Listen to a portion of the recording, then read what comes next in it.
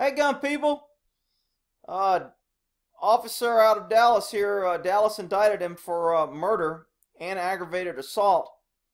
This is an incident. They don't have they're not releasing the body cam footage, but the officer shot this 15-year-old in the back as they were driving away from a crime scene. And according to the officer's report, the car backed into him and was backing up. He was feared of his life, so he fired his gun. So evidently the officers were inside the house. They heard shots. They came outside. This officer grabbed his gun or his rifle out of the car, went over to the car that was trying to leave.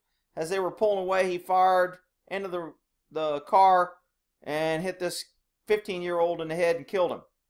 So I guess they took it to a grand jury, and a grand jury indicted him today, and they charged him with aggravated assault on this guy's brothers who were also in the car when he shot into the car. So they charged him with aggravated assault. So I think he's facing life in prison right now, but here's some more facts about the case. Charged this morning in the shooting death of a 15-year-old boy. Body cameras played a big part in the decision to charge this officer, and ABC's Eva Pilgrim is on the story. Eva, good morning to you. Good morning. That body camera video changing the narrative of what happened the night of the shooting. While police say they're not releasing that video until after the investigation is complete this morning, the teen's family is saying they are grateful charges have been filed.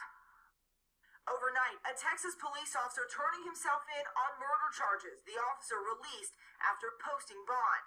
Officer Roy Oliver fired after police say he violated department policies when allegedly shooting and killing 15-year-old honor student Jordan Edwards. After reviewing the findings, I have made the decision to terminate Roy Oliver.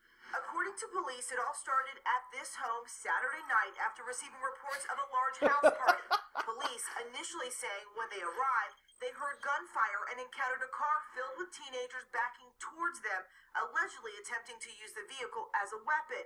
That's when police say Officer Oliver fired his rifle at the car. But earlier this week, the police backtracking, saying after watching two separate body cam videos, it was clear the teens were driving away from the officers. Loves the kids for you guys. The teens' parents wiping away tears, telling ABC News the Okay.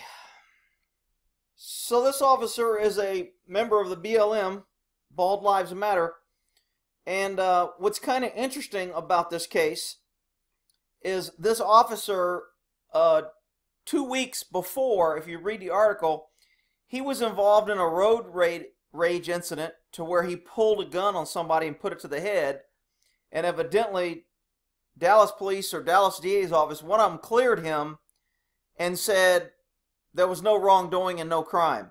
Well, now, since he shot these kids, they went back and, quote, reinvestigated that first crime, and now they determined there was a crime. So they charged him with aggravated assault on that one also. So I'm not sure if there's a witch hunt or if there's, they're going back after this guy. I mean, the family's got a good point. Had they really investigated the first act where he pulled a gun on somebody, maybe he wouldn't have been on the road to shoot their son that night. And I kind of agree with it. But wait, it gets better. There was another incident where this guy, the DA's office, had to ask some intern to leave because when they were interviewing him, he got so upset and started screaming profanities that they had to ask a young intern to leave. Now, this has nothing to do with him being bald, but there is a theory out there that bald officers tend to be more aggressive. I can't remember where I heard it. But that's the rest of the story.